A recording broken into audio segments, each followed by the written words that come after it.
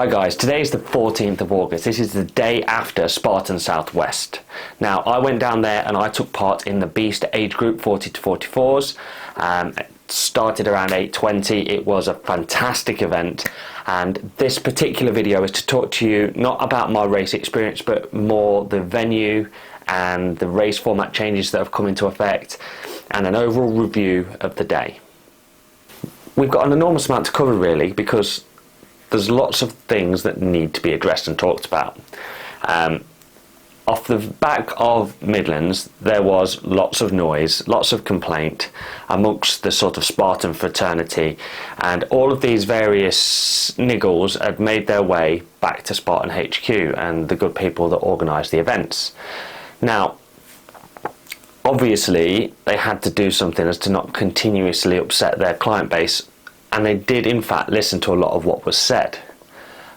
Most poignantly, the mud and the order in which the mud sort of featured, sort of right before 3 consecutive rope obstacles. It didn't make any sense, and it was damn right dangerous for the most part. So going into this one, they put out some emails and communications with the Spartan crowd saying, we have listened, we hear you, there is going to be less mud, there's going to be longer carries, there's going to be tougher penalties, there's going to be bigger penalty loops.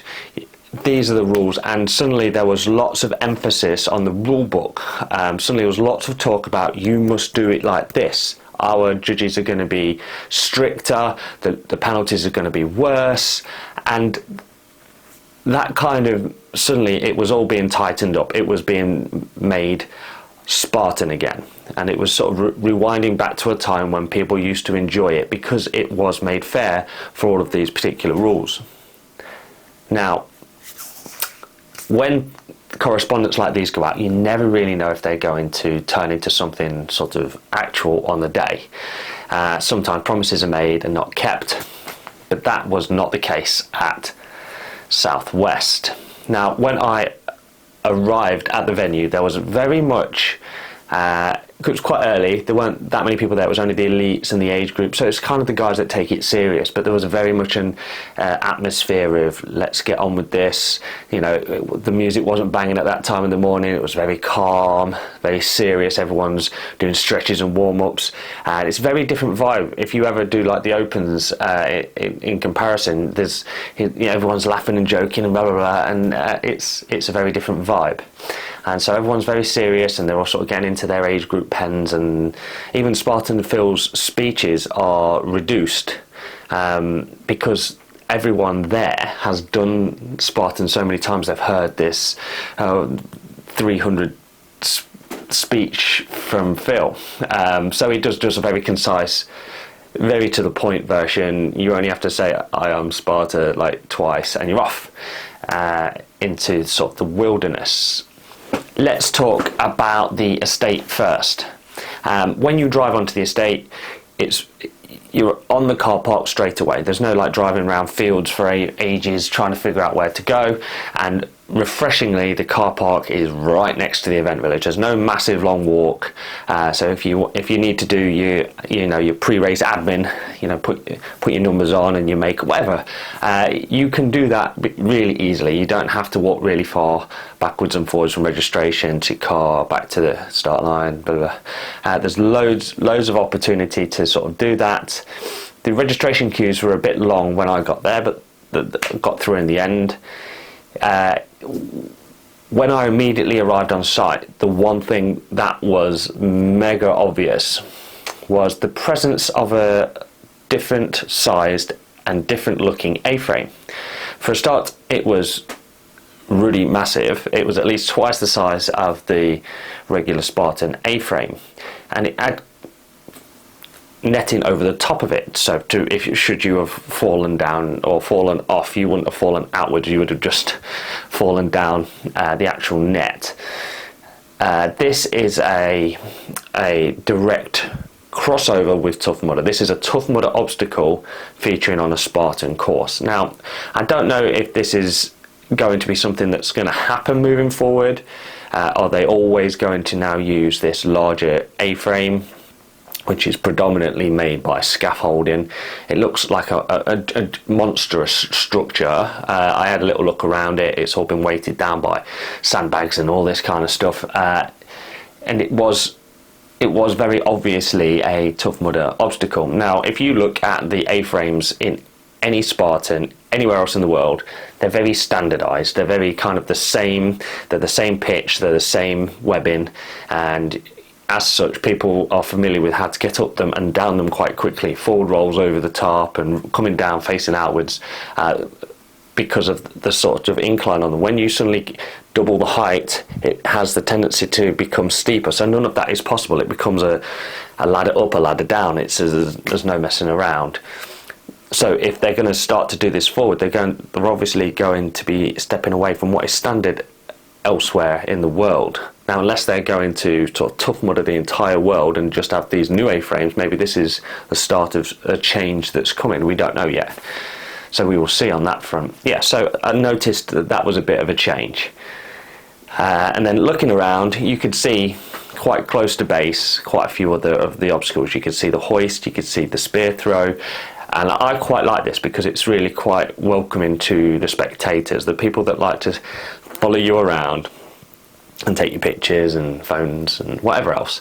It's nice for them to have some of these sort of big money obstacles close to home, so they haven't got to walk all the way out to the sticks and try and find you in the woods.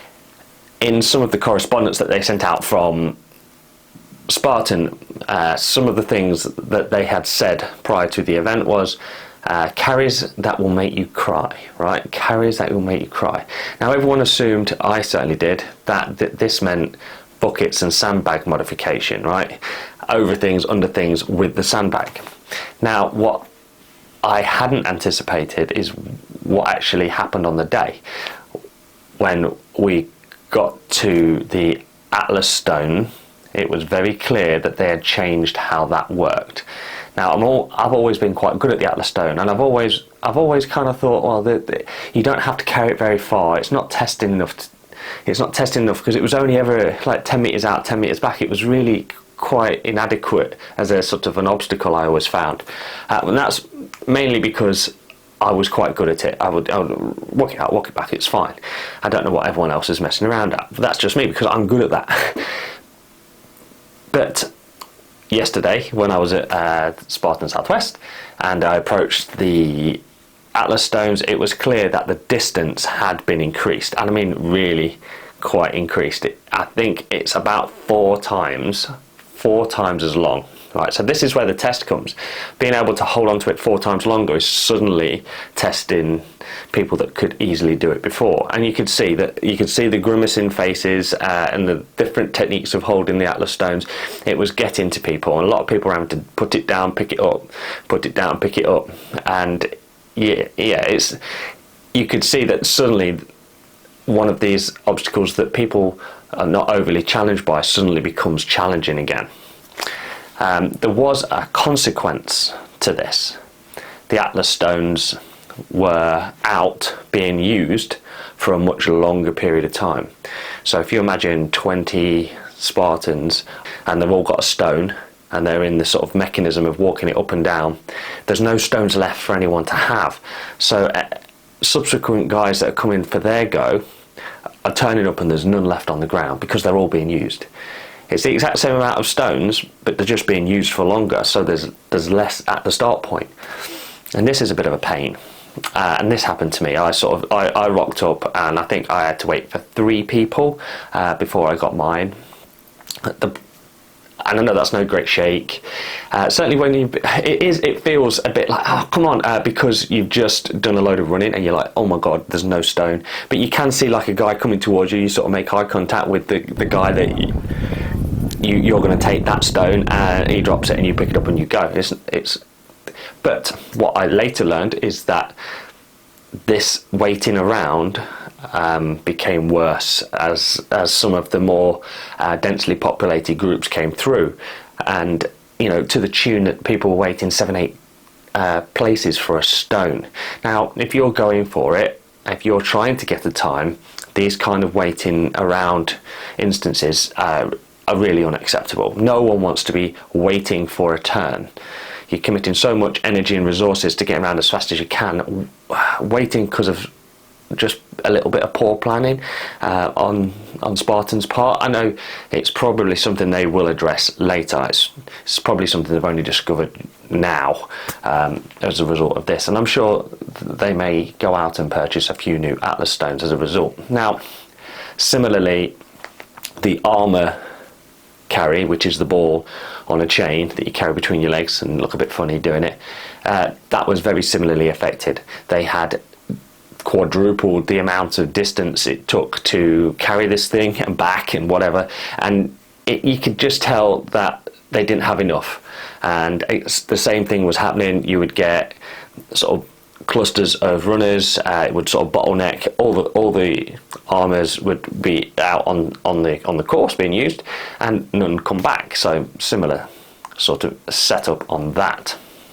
Now, in addition to sort of the armour and the Atlas stones, there was two lots of sandbag carry, and one of them was really quite long, so they'd sort of elongated how much time you have to spend with a sandbag on your back. There wasn't, however, none of the carrying the sandbags under netting like we saw at Midlands, which, despite how hard it was actually quite a good challenging obstacle. It was horrible. I mean, doing it was actually horrible, but it was a challenging obstacle, and we expected to see more of that at Southwest, but it wasn't. They didn't. It was just regular sandbag carries. They'd pushed the emphasis onto the sort of stones based carries. So yeah, that was interesting to see. One of the other correspondence they put out right before the event was to address the penalty problem. Historically, the penalties were burpees, and they sacked that off because it couldn't be policed. It would take too much marshalling to make sure everyone was doing the right amount of burpees to the right standard. So they added penalty loops. It then introduced the problem that the penalty loops were not as time consuming as the actual obstacle, and people in the elites and the age groups and the people that were running for a time would opt for the penalty loop because it was quicker. And so they had to then address this because it was starting to skew people's results. So the way they got around this is every obstacle was sort of analysed for sort of how much penalty would be warranted should you fail that particular obstacle, and it came in the form, more often than not, that the penalty loop was quadrupled from the previous one. Now, I came off on a couple of the obstacles. Olympus I did not do well on, and the Stairway to Sparta, I come off that because I banged my knee and slid down that thing. Ridiculous. I've sort of got a golf ball sized bruise on my knee now as a result of it. But both those times I had to run the loops, right? And they were long. A good 200 metres out, a good 200 metres back. And you could see, as you're doing it, you can see people going through the obstacles. The people that are obstacle efficient are just going through the obstacles. And this is quite a good leveler against runner against obstacle sort of preference in your sort of approach to a race. If you're good at both, great, fantastic, you'll do brilliant. Most people will fail something along the way. And yeah, so I'd overtaken a couple of guys. My running's all right, and I overtook a few guys, and you just, as you do in a race, they just sort of go and disappear into the background. But then you fail an obstacle, and you're left doing this damn near 400 meters, and you can just see them. They just swoop through the obstacle, almost effortless. And you're then left having to catch them back up again. And this happens quite a lot. So you sort of to and fro, overtake.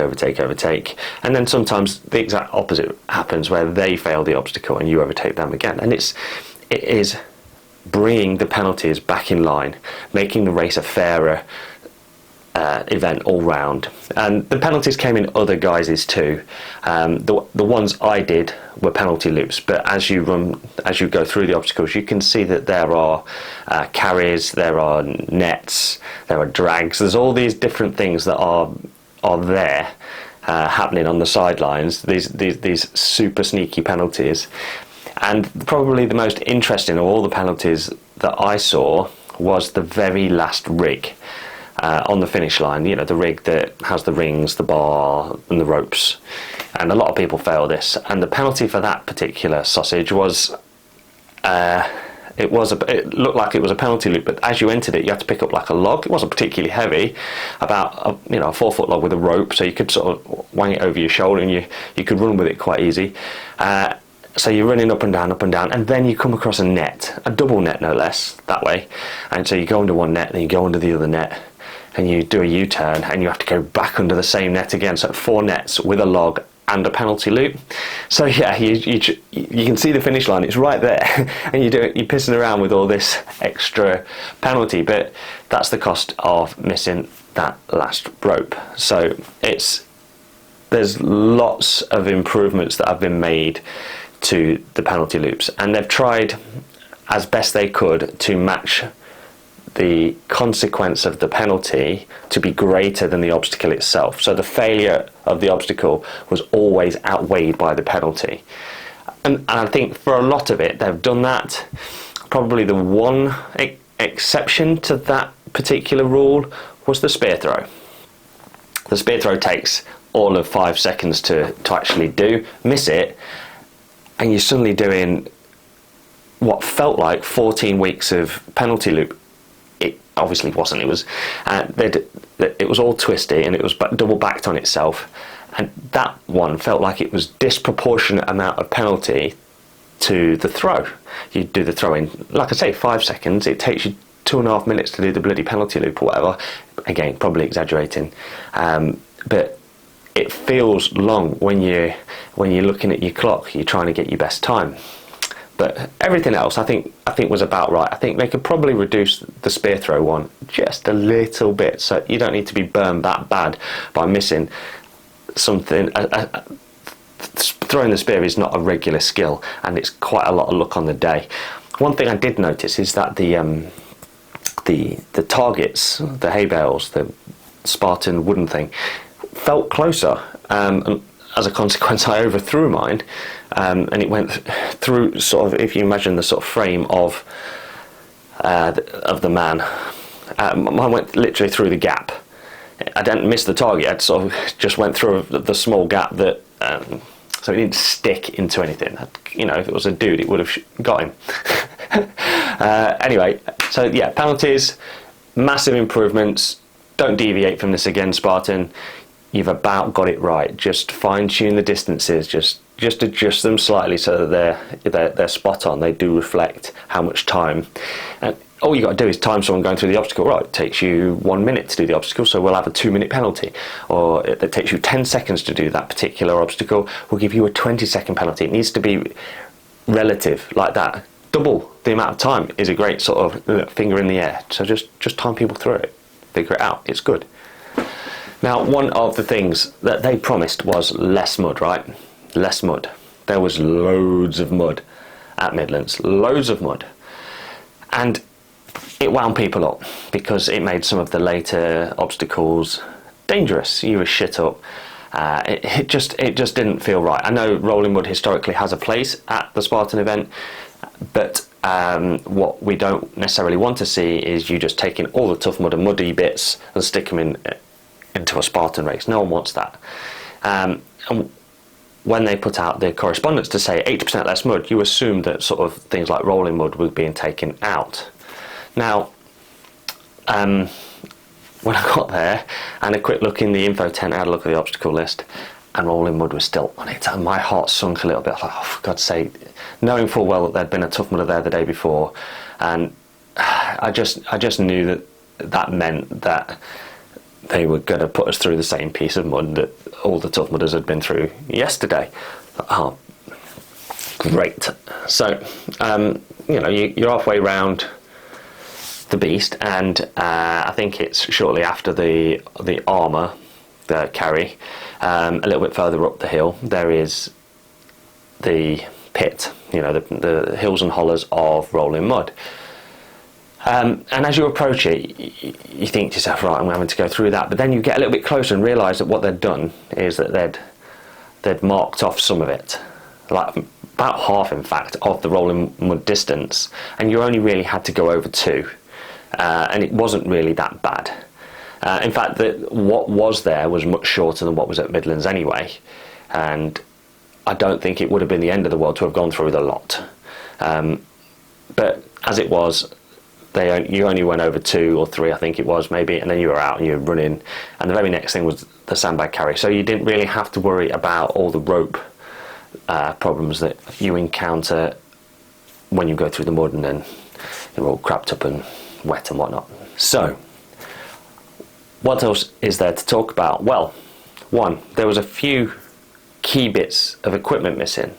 There was the sled drag, that wasn't there, but the one bit of kit that I sort of directly associate with Spartan races, the Tyrolean Traverse, the rope with it stretched out between the 2 A-frames that you have to pull yourself across.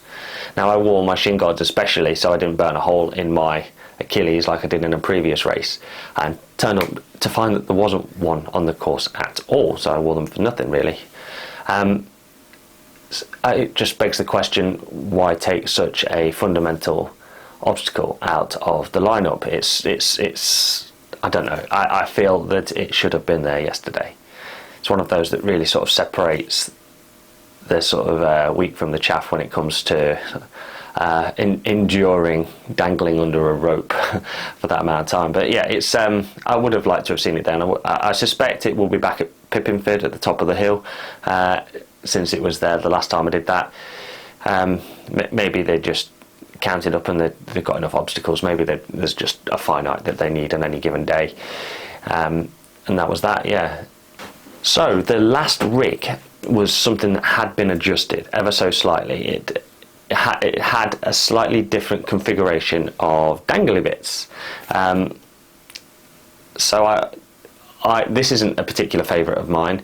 There was one once where it was just rings a long time ago, and everyone manages that much better. At Midlands, all the ropes were high and stubby, made it all but impossible to all but like maybe 5% of the runners, which was a bit of a kick in the teeth if you've just done a beast, and the very last obstacle is always going to be a penalty. It's just a bit of it just steals your thunder a little bit right at the very end. So the config this time round had changed. They'd got a longer rope, so the gap between the bar and the rope was now reachable for most people, and then after that there was a ring. Now these ropes are bloody horrible to hold on to, and I still couldn't do it. All right, I just hold my hands up. I tried. I got my sort of hands on it.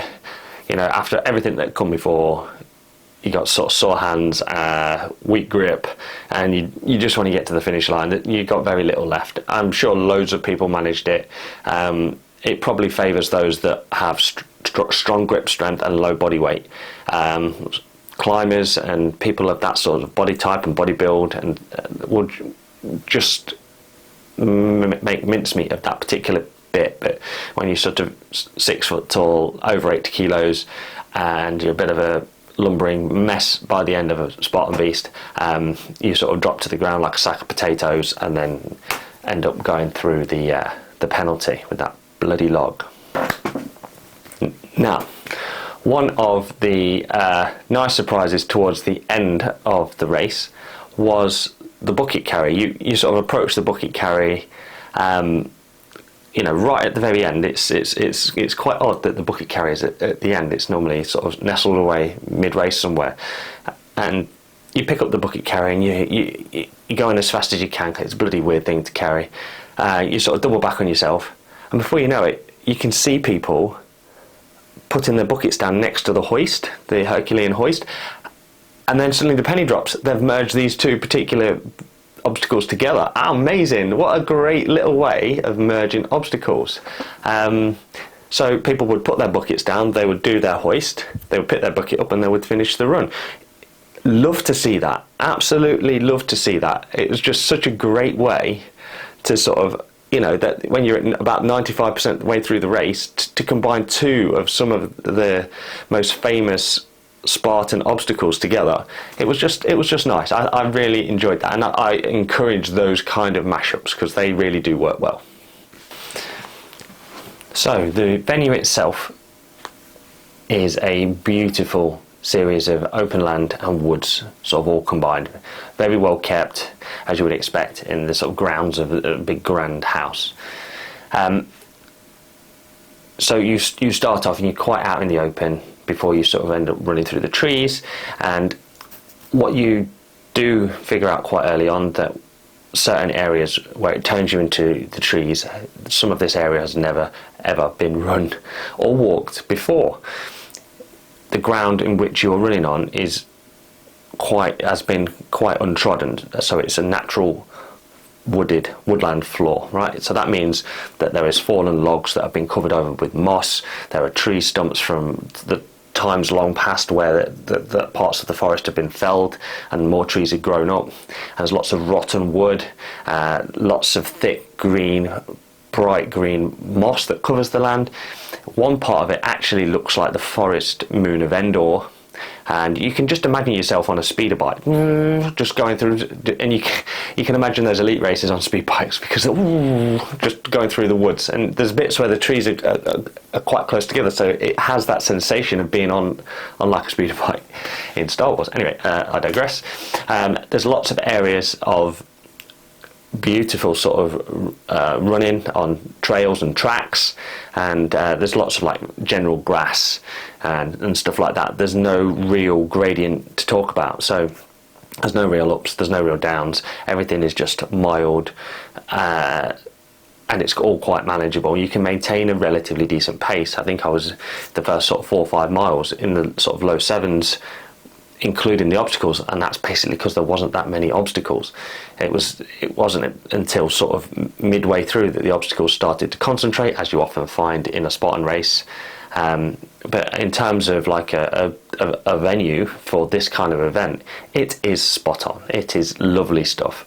It is exactly what you need. It provides just enough variety. Obviously the hardcore guys out there will always be wanting that gradient. They want more gradient. You look around the world, gradient is there in just about all of the Spartan races, and the guys that are really into the sport, the ones that go everywhere, they prefer that because it's more testing.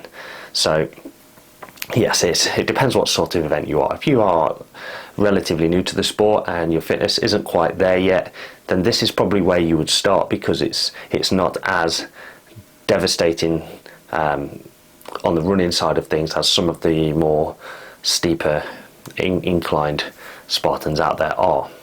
So I think that's about everything that I need to say about this particular venue. It is fantastic, and it's really worth going to in subsequent years, assuming that they get the venue again. Now, all of the changes that have been made to the race format, I think, are quite positive. With a little bit of fine-tuning, I think they can really, really get it right. I think it's so close to being right. It's just teeny tiny adjustments. The stones, more of them. The armours, more of them. They adjust some of the penalties so that they match the obstacle that you are doing. The spear throw, prime example. It doesn't need to be 14 miles long for the spear throw. It only takes a second to throw the spear out. Why is it so disproportionate? Anyway, it is fantastic that Spartan are listening to their customers. We are the people that pay the money. If without us, Spartan would not exist. It is good to listen to your customers. Give them what they want to a degree. Obviously, it's still got to be a fair and decent event. But I think you have made leaps and bounds since Midlands event, and I think that if you keep it here or just adjust it appropriate to the venue, you will obviously get lots of positive feedback from the Spartan community. Anyway, that is my roundup from the Spartan South West. I do hope you've enjoyed this video and can relate to some of the things I've talked about. Obviously there are other things, pop them in the comments if you've got any other opinions, and I will see you in my next video. Okay, thanks for watching. Give the channel a subscribe. Mart out.